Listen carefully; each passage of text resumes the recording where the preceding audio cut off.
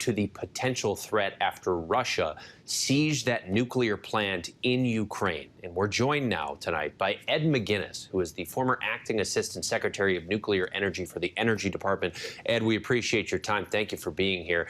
Anybody who hears or sees that there is a fire outside of a nuclear plant is going to think that that is concerning.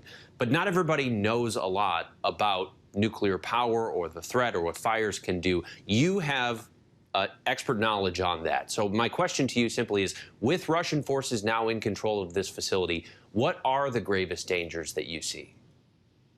First of all, the greatest danger right now is the Russians preventing the heroic, frankly, unsung heroes that are the plant operators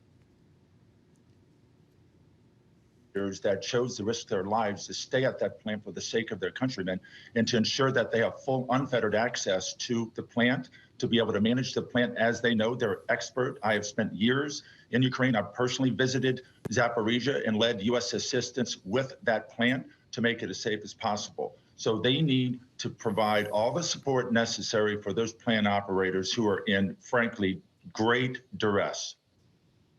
I mean, we're hearing some reports that some of these plant operators are operating at gunpoint, keeping this power plant running. And of course, it is the largest nuclear plant in all of Europe. And Russia, of course, already has nuclear weapons. How does holding this site help Vladimir Putin achieve his goals? Does it change the equation at all, a nuclear plant? Is there any distinction between nuclear weapons and a nuclear plant?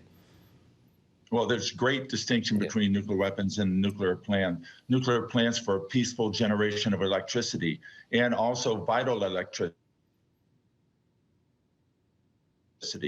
Seizing this plant helps no one. That plant is one of the last lifelines to these Ukrainians who are going through unimaginable tragedy here. And the electricity coming out of those 6 plants oftentimes is going to be the difference between life and death, whether it's hospitals or other life-saving mechanisms or equipment that is driven by electricity. Nuclear power is often maligned by people who don't understand it, people who think that it's dangerous because of some of the rare accidents that we've seen of when it does go awry, it does have a problem of being potentially catastrophic, though that is very rare. So I ask you, what would it take to cause some kind of catastrophic nuclear leak or explosion or something like that from a plant like this? First of all, we need to step back and recognize that these nuclear reactors are Generation 3 reactors with redundant safety systems, with a very robust concrete steel reinforced containment structure. Nothing like the Chernobyl plant that had no containment structure, and it had fatal flaws in some of the safety systems. This is nothing like that. These plants have gone through European Union stress tests with upgrades. So I'm confident these plants can operate safely and securely. But of course, that's in a civilian environment. What infrastructure, parts of the infrastructure critical have been designed for wartime and being targeted. That's why it's so unacceptable that literally this nuclear power plant, one of the largest in the world, has been shelled and has been bombed. That's completely unacceptable and over the top.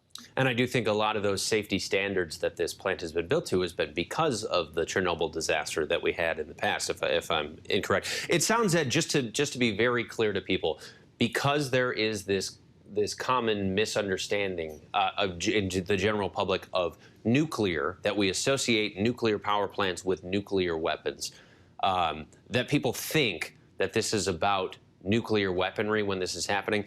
Is it fair to say that Russia is seizing this because of energy strictly, not because of any kind of atom splitting or bomb capability?